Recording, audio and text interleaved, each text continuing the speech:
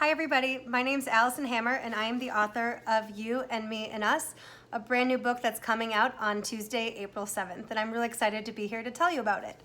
You and Me and Us is a mother-daughter love story about a workaholic mom and her distant teenage daughter.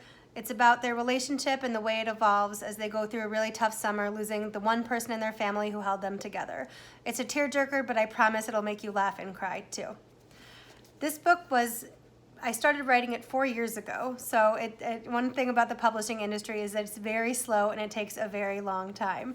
I started writing it in November of 2016. Actually, it was October 31st, right at midnight, as part of the National Novel Writing Month, NaNoWriMo, an international writing competition that challenges writers all around the world to write 50,000 words in the month of November. This was my first time doing Nano, and I've done it every year since. I'm kind of addicted to it.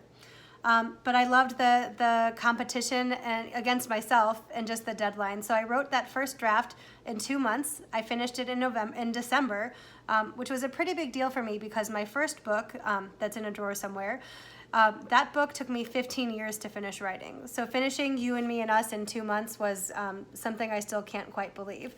It took about 10 months after that to work with beta readers and my critique partner, and then I was ready to start querying.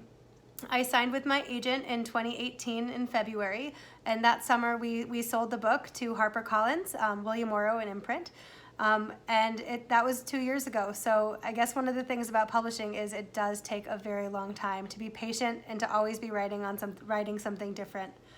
One of my tips that I use in my writing fiction and also in my day job where I'm a creative director at an ad agency is reading out loud. I can't tell you how many times I've read this novel out loud. I used to just think that it was a nice way to hear the words, but my dad explained to me one day that there's actually a scientific reason that it makes sense to read your work out loud. When you read it, just looking at it on a piece of paper, it goes from your eyes to your brain and that's it. There's, only one chance to catch something wrong. But when you read it out loud, it goes from your eyes to your brain, to your mouth, to your ears, to your brain. So I'm bad at math, but I think that's 5 different ways that you can catch something wrong. So it's something that really helps. And I read it out loud as I'm writing it, as I'm editing it, and then toward the end. I read this book from start to finish more than one time. So it's a trick that helps me and it's great. But do have some tea or something because your throat can be sore after that. Let's see what else. Another thing that I learned about writing just through these last 4 years is that writing is not a solo sport. The actual process of sitting down and writing can be lonely. It's just you and the computer, but it's so much more than that. There's such a good community, like here at Writer Unboxed. There are beta readers and critique partners, and just so many people in this journey that it doesn't have to be lonely. And one of my favorite things about reading this book now, and I haven't read the full thing again in a while, but one of my favorite things is reading it and realizing, oh, that's a line that my critique partner suggested, or oh, my agent suggested that little part. So part of the reason that I can be so proud of this book is that it wasn't just me. There were so many people involved, and I can't wait. It's so exciting to be out in the world. I'll read the first paragraph because there's another fun little thing for that. Again, this is You and Me and Us. And the first paragraph is from Alexis's point of view. It's dark outside by the time I finally look up from my computer.